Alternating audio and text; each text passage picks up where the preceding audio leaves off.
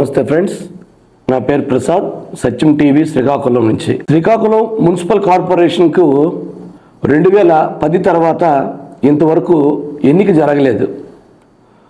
ఈసారి Srikakulam constituency MLA Gondu శంకర్కు 53,000 పైచిలుకు మెజార్టీ రావడానికి ప్రధానమైన కారణం ఈ మున్సిపల్ ఎన్నికలు జరగకపోవడమే. 2014 ఎన్నికల్లో వైకాపాకు పనిచేసిన నాయకులు, 2019లో పనిచేసిన కేడర్ రెండుసార్లు కూడా ఏ ప్రభుత్వం అధికారంలోకి వచ్చినా ఎన్నికలు జరుగుతాయి అనే భావంతోనే వైకాపా కోసం పనిచేశారు.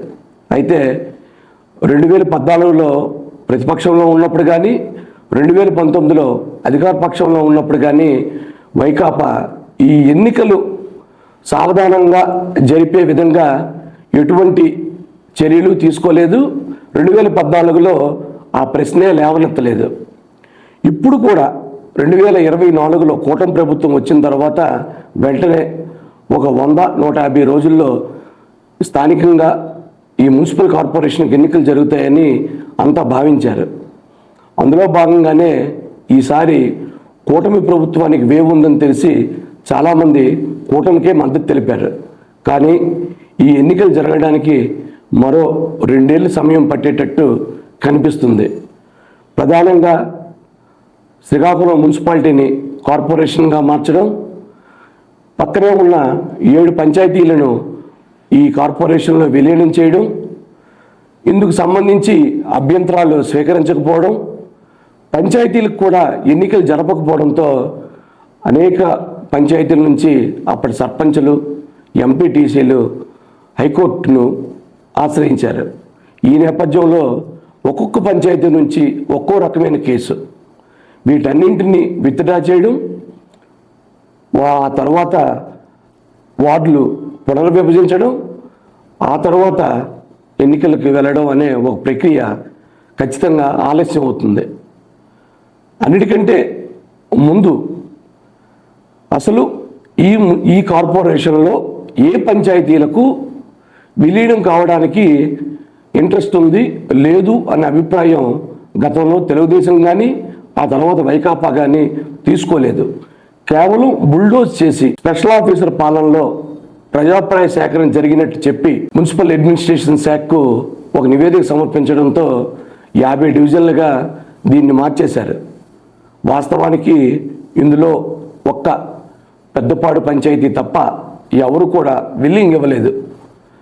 ఇప్పుడు కొత్తగా కూటమి ప్రభుత్వం వచ్చిన తర్వాత కార్పొరేషన్లో విలీనం కావడానికి ఇంట్రెస్ట్ లేని వాళ్ళు వెళ్ళిపోవచ్చు అని ఆ మధ్య రాష్ట్ర వ్యవసాయ శాఖ మంత్రి అచ్చెన్నాయుడు జిల్లా పరిషత్ వేదికగా సమావేశంలో చెప్పారు. పనిలో పనిగా రాగోలు పంచాయతీని శ్రీకాకుళం కార్పొరేషన్లో కలిపితే బాగుంటుందేమో ఆలోచించండి, మీ నాయకులతో స్థానికంగా మాట్లాడి ఒక అభిప్రాయం తీసుకోండి. శ్రీకాకుళం టు ఆందాలవలస మధ్యలో ఉన్న ఒక మేజర్ పంచాయతీని, రాగోలు పంచాయతీని కలిపితే ఆందాలవలస శ్రీకాకుళం కలిసిపోయి గ్రేటర్ శ్రీకాకుళం అవుతుందనే ఒక ఉద్దేశంతో మంత్రి అచ్చెన్నాయుడు ప్రతిపాదన చేశారు.